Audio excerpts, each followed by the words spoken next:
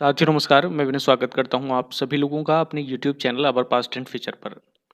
एक क्वेरी जो आरओ परीक्षा के बारे में स्पेशली पूछी जा रही थी, आज मैं उसका समाधान लेकर के आप लोगों के सामने उपस्थित हूं। तो कृपया जो भी लोग आरओ की तैयारी कर रहे हैं, अपनी तैयारी को शुरू कर दीजिएगा। एक समय के बाद किसी भी तैयारी का कोई औचित्य नहीं रहता, ठीक है। तो अभी संभावित यही है कि दिसंबर तक आपके फॉर्म्स आ जाएंगे, नोटिफिकेशन आ जाएगा। तो अगर आप लोग अपनी तैयारी में किसी भी तरीके का थोड़ा डिले करते हैं तो आपको नुकसान उठाना पड़ सकता है।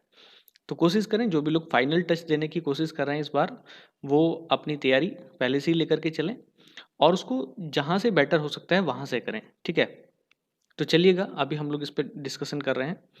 हम लोग भी अभी जो मेंस राइटिंग के प्रोग्राम शुरू करेंगे, वो करेंगे हम लोग पीसीएस मुख्य परीक्षा के बाद, पीसीएस मेंस के बाद, ठीक है। क्योंकि ये भी काफ़ी सारे लोगों का मेंस है और उसके बाद क्योंकि 27 सितंबर से ये मेंस परीक्षा है, तो इसके बाद ही यानी कि अक्टूबर से, 1 अक्टूबर से हम लोग एक mains answer writing programme start करके चलेंगे। तो जो लोग अभी हमारे साथ जुड़े हुए हैं उन्हीं के लिए हम इसको फ्री ऑफ कॉस्ट रखेंगे, उसमें कोई दिक्कत नहीं है, ठीक है। तो जो लोग हमारे साथ अभी प्री से जुड़े हुए हैं, तो उसमें हम लोग उनका सिलेबस प्लस प्रैक्टिस और उसके साथ मेंस का जो राइटिंग प्रोग्राम है, हालांकि सारा प्रोग्राम तो नहीं रहेगा, लेकिन इतना ज़रूर रहेगा कि आप लोग एक बार मेंस को अच्छे तरीके से समझ सकते हैं मेंस देने से पहले, ठीक।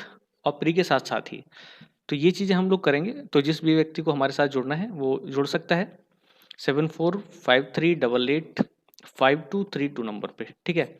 74 53 88 52 32, ठीक है। तो यहाँ पर व्हाट्सएप कर दीजिएगा और हमारे प्रोग्राम के साथ जुड़ सकते हैं।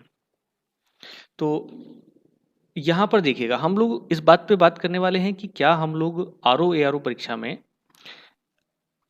परीक्षा में हिंदी में या इंग्लिश में अपनी आंसर राइटिंग कर सकते हैं कि नहीं कर सकते हैं। तो जब भी आपको इस प्रकार के सवालों का जवाब देखना हो तो आप ऑथेंटिक सोर्सेज के पास जाइएगा। जैसे ये जो सेक्शन आप लोगों के पास लिखे हुए हैं, ये एक्चुअल में मेंस के एडमिट कार्ड के होते हैं। तो जब आप एडमिट कार्ड देखेंगे तो वहाँ पर ये क्लियरली मेंशन होती हैं सारी चीज़ें। तो किसी भी अनऑथराइज सोर्स से आप उस चीज़ को ना देखें। अभ्यर्थी प्रश्न पत्रों का उत्तर अंग्रेजी लिपि में या हिंदी देवनागरी लिपि में या उर्दू फारसी लिपि में लिख सकते हैं। तो पहली बात तो यही है कि आप अंग्रेजी का भी इस्तेमाल कर सकते हैं, हिंदी का भी और उर्दू का भी। यहाँ ध्यान देने वाली बात यह है कि यहाँ पर लिपि की बात हो रही है, ठीक है। अभी मैं इस बात पे भी डिटेल चर्चा करूंगा कि हम किस तरीके से इसको हैंडल कर सकते हैं। परंतु भाषा के प्रश्नों के उत्तर केवल उसी भाषा में दिया जाना आवश्यक है।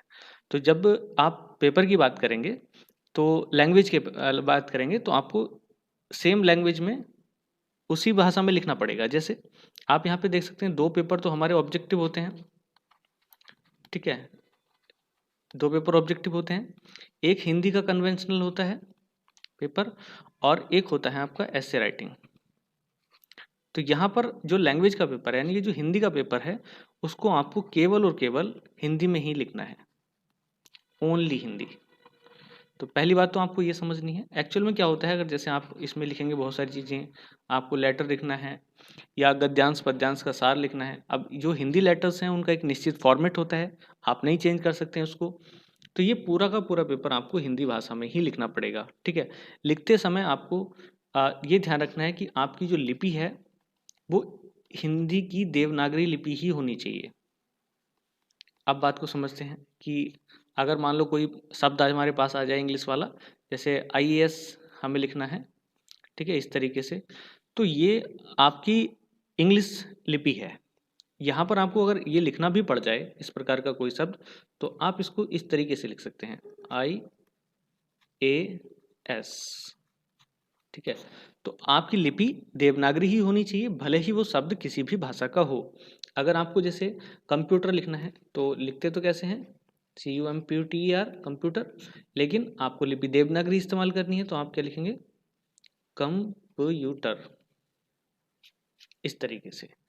तो कुल मिलाकर के जब आप किसी एक भाषा का पेपर लिख रहे हों, तब आपकी जो लिपि है वो देवनागरी लिपि होनी चाहिए। उसमें आपको शब्दों का इस्तेमाल भले ही वो इंग्लिश के हों, लेकिन अपनी देवनागरी लिपि में ही उसको करना है। वो भी जब जब आपकी आवश्यकता आन पड़े, आपको उसका कोई सब्स्टिट्यूट नहीं नज़र आ रहा है, आपका उसका कोई हिंदी समकक्ष शब्द याद नहीं आ रहा है, तब आप इस प्रकार की चीज़ें कर सकते हैं। कोशिश करें कि, क्योंकि आरओ परीक्षा ये हिंदी भाषी क्षेत्र, हिंदी भाषी लोगों के लिए बड़ी स्पेशल है और यहाँ पर हिंदी भाषा का ध्यान रखा जाता है। ठीक है, तो पहली चीज़ तो ये हो गई। एक ही प्रश्न पत्र के कुछ प्रश्नों के उत्तर, अगर एक ही प्रश्न पत्र की बात करें तो अंग्रेजी में, कुछ का हिंदी में और कुछ का उर्दू में लिखना, अथवा एक ही प्रश्न का उत्तर अंग्रेजी, हिंदी, उर्दू तीनों भाषा में लिखना वर्जित है। यानी कि आप एक ही प्रश्न को अलग अलग लैंग्वेज में लिख रहे हैं तो वो भी सही नहीं है, या फिर एक प्रश्न के कुछ प्रश्नों को हिंदी में कुछ को अंग्रेजी में लिख रहे हैं, वो भी सही नहीं है। अर्थात यहाँ पर एक लाइन ही कंक्लूजन करके दे दी गई है, प्रश्न पत्र का संपूर्ण उत्तर उपयुक्त में से किसी एक लिपि में देना होगा। ठीक है, लिपि को ध्यान में रखिएगा यहाँ पे। तो यहाँ पर एक चीज़ ध्यान देने वाली बात है, यहाँ पर आपको हिंदी से बाहर नहीं जाना है क्योंकि ये तो ऑब्जेक्टिव टाइप है, कोई दिक्कत नहीं है। यहाँ आपको हिंदी चाहिए तो यहाँ पे आपके पास लैंग्वेज ऑप्शन नहीं है, तो फिर लैंग्वेज ऑप्शन आपके पास बचता है ऐसे राइटिंग में। यहाँ चाहे तो आप हिंदी लिख सकते हैं, इंग्लिश लिख सकते हैं या उर्दू लिख सकते हैं, मगर जो भी भाषा लिखें आप, हिंदी में लिखना चाहें तो हिंदी में ही लिखें, इंग्लिश में लिखना चाहें तो इंग्लिश में लिखें, उर्दू में लिखना चाहते हैं तो उर्दू में ही लिखें। मगर मेरा सजेशन ये है आप लोगों के लिए, क्योंकि हमें सारा काम हिंदी पे ही करना है, ज़्यादातर हमारा सारा फोकस हिंदी पे रहेगा, तो हिंदी शब्दों का चयन आप अभी से कर लें, क्योंकि दोनों भाषाओं पे इक्वल कमांड बड़ा मुश्किल सा पड़ता है।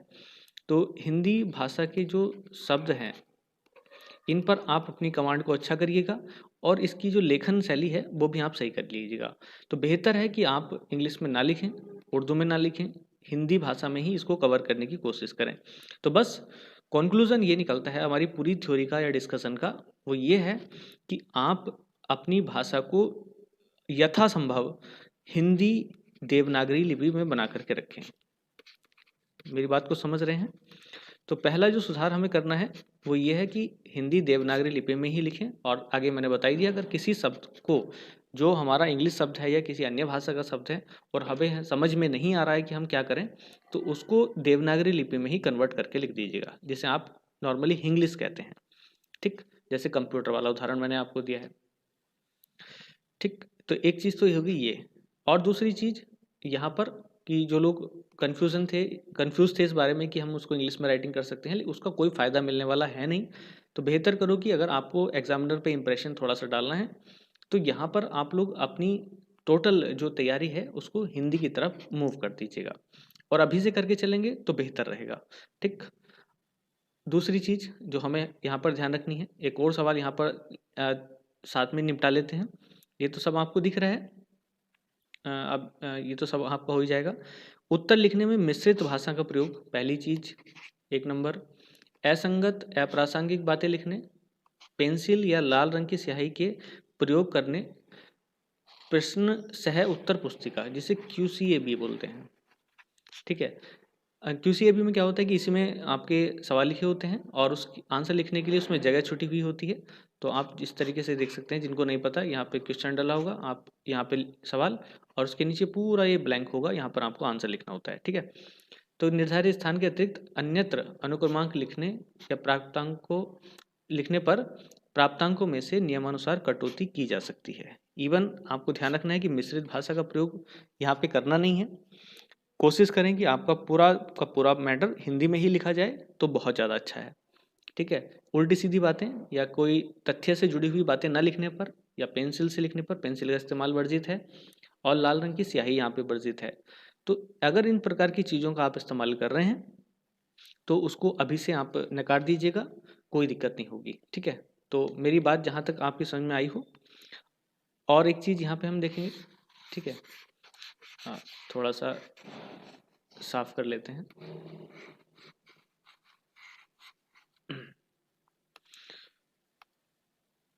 अब ये सवाल उठता है कि हम लोग राइटिंग की तैयारी कैसे करें। ठीक है, तो राइटिंग की तैयारी कैसे करें वो तो मैं आपको बताऊंगा नेक्स्ट वीडियो में, लेकिन जो छोटी छोटी चीज़ें आप तैयार कर सकते हैं उस चीज़ का ध्यान रखिएगा। पहली चीज़, एक तो आपको लैंग्वेज का, हिंदी में लिखते हैं चलो, भाषा का। ठीक है, भाषा पे पकड़ आपको अभी से बना करके चलनी है, पहली चीज़ है, फर्स्ट चीज़।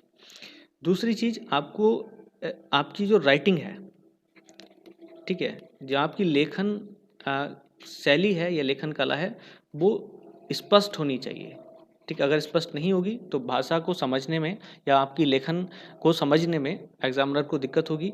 तो भाषा को आप अपनी पकड़ बना कर रखिएगा, राइटिंग को आप अपनी पकड़ बना करके रखिएगा, और जो चीज़ें निश्चित फॉर्मेट वाली हैं उन पर आप ध्यान रखा के रखिएगा। निश्चित फॉर्मेट वाली या अनिश्चित वाली पे, दोनों पे काम करना है, लेकिन क्या क्या वो मैं बता देता हूँ। जैसे निश्चित फॉर्मेट में आप देखेंगे लेटर राइटिंग। अब लेटर राइटिंग का एक निश्चित पैटर्न होता है, तो आप निश्चित पैटर्न को उसको अभी से समझ लें, ठीक है, ताकि लास्ट टाइम पे आपको दिक्कत ना पड़े। ठीक है, जो भी पैटर्न होगा वो आपको हम अपने प्रोग्राम में उपलब्ध करा देंगे, वो भी, और बाकी जो कर रहे हैं वो तो हैं ही। अनिश्चित में जैसे ऐसे हो गया, तो ऐसे में आपको क्या करना है, अभी से एक तो करंट अफेयर्स पे ध्यान रखना है। करंट अफेयर्स में जो भी टॉपिक्स चल रहे हैं उन पर ध्यान रखना है अपने खुद के टॉपिक्स के हिसाब से। दूसरा, यहाँ पर जो कोटेशन है, एक्चुअल में कोटेशन बड़ी इंपॉर्टेंट होती है, खासतौर से जब हम लोग अपनी साहित्य संस्कृति का ऐसे लिख रहे हों, तो तब हमें कोटेशंस की ज़रूरत पड़ती है। और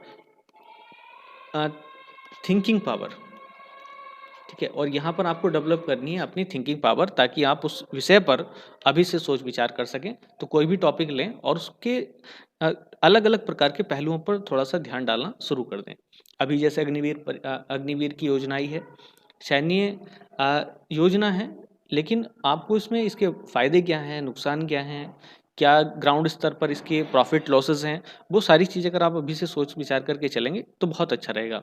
जैसे किसान बिल आया, कोरोना आया, दुनिया भर की चीज़ें हैं, तो जो भी लेटेस्ट टॉपिक आप लोगों के समक्ष आ रहे हैं उन सब चीज़ों पर हमें बारीकी से ध्यान रखना पड़ेगा। ठीक है, तो ये सब चीज़ें हैं, और नेक्स्ट वीडियो में हम लोग डिटेल से चर्चा करेंगे। आप लोग लगातार हमारे साथ बने रहिएगा, और हम लोग इस बार इसको फाइनल ही करेंगे। ठीक है, चलिएगा, all the very best, thank you very much, जय हिंद।